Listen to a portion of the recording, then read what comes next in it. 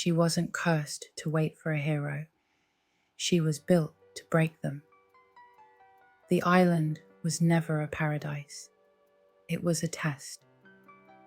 And now she's ending it. Calypso. The island was never a prison. Chapter 1. The driftwood test. The sea brought him.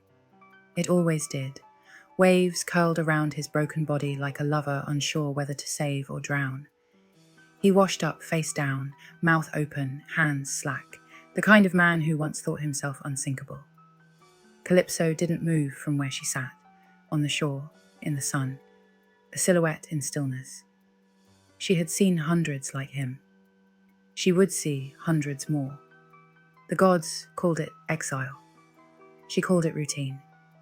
He groaned, rolled over, blinked at the sky like he didn't recognize it. Then he saw her. He always did, even before he understood where he was, even before the questions. Am I dead? Is this real?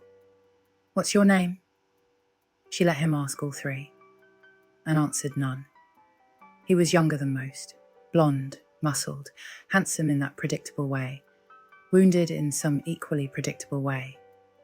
They all came wounded, some from storms, some from war, some from guilt they couldn't name. They arrived like shipwrecks and left like stories, unless they stayed. Some stayed. Too long. By nightfall, he was walking, eating the fruit she laid out, drinking the water she summoned, and watching her like she might be the solution to a riddle no one had given him. You haven't spoken, he said gently. Are you a spirit? A priestess? She stood slowly, walked past him, silent. Her hair curled like black vines down her back. Her dress caught the moonlight. She was a dream made of bone and salt and godless patience. He followed. They always did. At the edge of the lagoon, she turned, finally met his eyes. I am the test. He frowned. What? You were sent here, like the others, to prove something. No, I was sailing to Corinth. She smiled. It was not kind. No one sails to Aegygia by accident. His face hardened. Test for what? That depends, she said, on how you see me. He stared. You're beautiful. Wrong answer. She walked away. That night, the sky cracked, lightning without thunder. No storm, just a reminder. They were watching. Still. She sat alone in the sand and traced patterns with her fingertip. She didn't remember when it started. The testing. Odysseus hadn't been the first, only the most famous. She had loved him, or thought she had, enough to let him believe he chose to leave, enough to pretend it was heartbreak. But the truth, she'd been told to, not by force, by silence. The gods never explained why they chose her, why they gave her this island, why men were sent to her shores and watched like animals in a maze. But she had learned. Every gesture was measured, every emotion monitored, every word recorded. The men thought they were lost, but she was the one who never got to leave.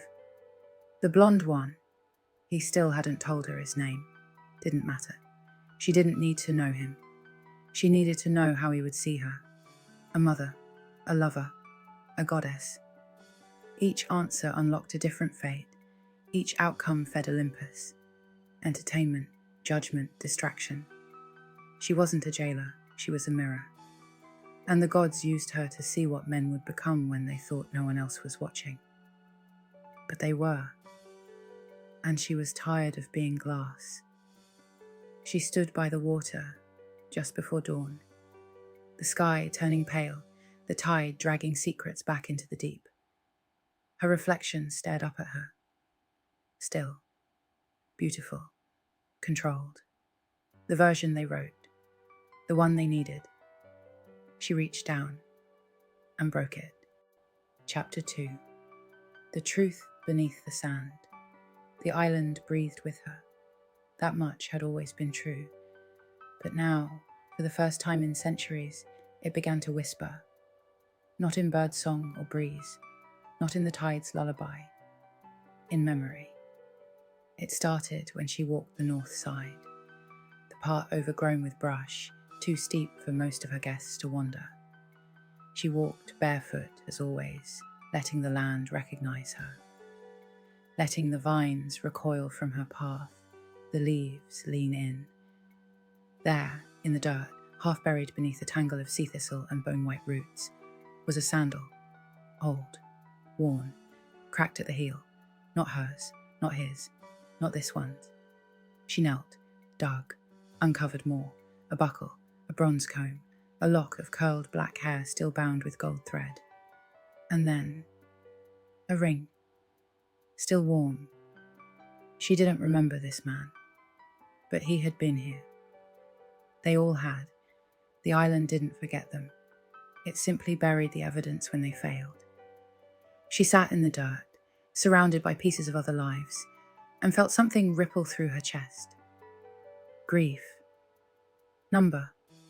It was older. Deeper. Recognition. She looked out across the sea, and for the first time, the horizon didn't feel endless. It felt watched.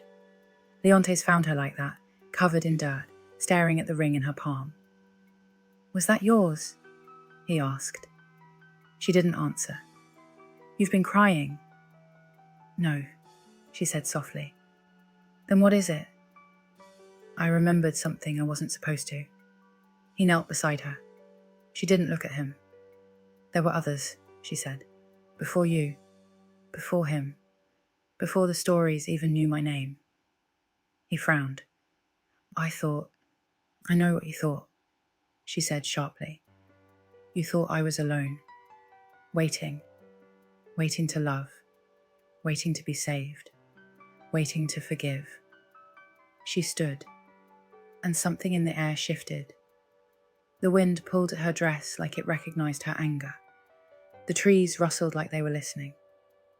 "I was created to wait," she whispered, "but I was not born for it." She led him to the center of the island, a grove where the trees grew in perfect circles, the place the stars never shone, the place she never entered, until now. The roots here were ancient, white as bone, twisting like veins through the black soil. She dug with her hands, ripped into the ground like a woman clawing her way out of a dream, and found it. Stone, carved with runes so old they bled light. Not Olympus's language. Older, deeper. The original enchantment. The spell that held the island together. The trap. She placed her hand on it. The island shuddered. Leontes stepped back. "What is this?" She turned to him, and for the first time, her voice was hers. Not soft, not sweet, not shaped to soothe or seduce. "I am not the curse. I am the engine." The test wasn't just about the men. It was about her, if she ever remembered, if she ever chose to stop playing the role. The enchantment would begin to crack.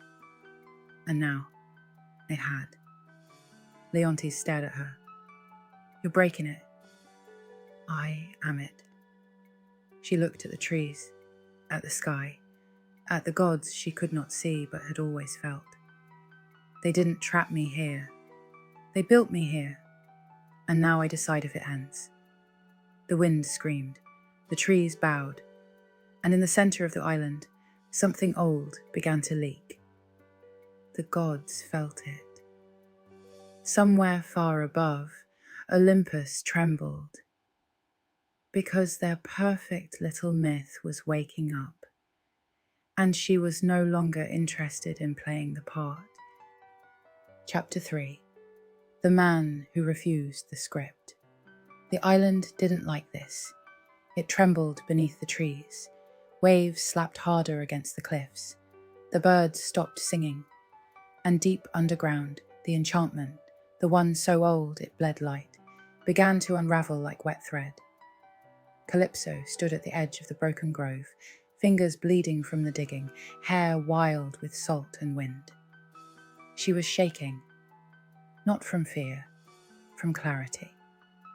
She could feel it now, the thin golden strings wrapped around her voice, her eyes, her heart, the ones that had shaped her into someone else for centuries, and one by one they were snapping. Behind her, Leontes watched, too still, too calm, and that's when she knew. "You knew," she said without turning. Silence. "You knew I was the test. You weren't shipwrecked." Still silence. "Say it." "I didn't lie," he said softly. She turned. "Number you didn't have to. You came here to pass something, didn't you?" He looked ashamed. For once, it seemed real. "They said I'd be the last, that if I could, love you, see you, choose you, the cycle would end. I thought..." She laughed. It was not a kind sound. "You thought you were my savior." The wind howled through the trees like laughter echoing from the mouths of dead gods. She stepped toward him. "You were just another performance, another experiment, another man to prove how deep my silence could go before I screamed." He swallowed. "I don't want this." She tilted her head. "Then leave." He blinked. "What?" "Leave. There's a boat at the far cove. I put it there yesterday." You said no one leaves." "I changed the rules." He hesitated, then stepped back. The trees didn't move. The vines didn't strangle. The island let him pass. That's when he panicked. "This is another test." "No. If I leave, something terrible will happen." "No. I'm supposed to stay." She cut him off. "No. You're supposed to decide." He stared at her. "Do you want me to stay?" And for the first time, she looked him dead in the eye. "I don't want anything from you." The island cracked beneath their feet. The sky dimmed, and far above them, Olympus whispered. They were losing her. Leontes ran. She didn't watch him go. She walked to the center of the island, the grove, the heart, the original wound, and sat, cross-legged, palms flat on the soil, and said her name. Not Calypso, not the one they gave her. Her true name. The one even the gods forgot. The air stilled, then collapsed. The enchantment screamed. The trees split. The waves receded. And 1,000 voices, silenced women, forgotten mothers, rewritten monsters, echoed her name back. Not in worship, in recognition. Calypso stood, alone, free, for the first time. And far out to sea, Leontes rowed toward a horizon that no longer led to Olympus. Chapter 4. The Curse. Undone.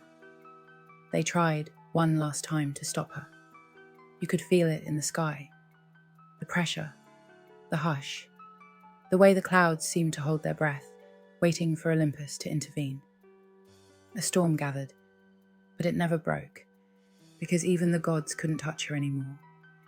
The enchantment groaned beneath the roots of the island, a system collapsing. 1,000 invisible tethers, rules, roles, whispers, expectations, snapping like glass threads. Calypso stood in the center of it all, hands open at her sides, her eyes wide with firelight and freedom. The island, once so perfectly crafted to contain her, began to come undone. Not violently, not with rage, but with peace, with release. The trees turned silver. The sand shimmered like ash. The waves rolled in, not to drown, but to carry. And the voice of the spell, the one that had lived inside her for lifetimes, finally spoke back. Not in warning, in farewell. You were never the cage. You were the key.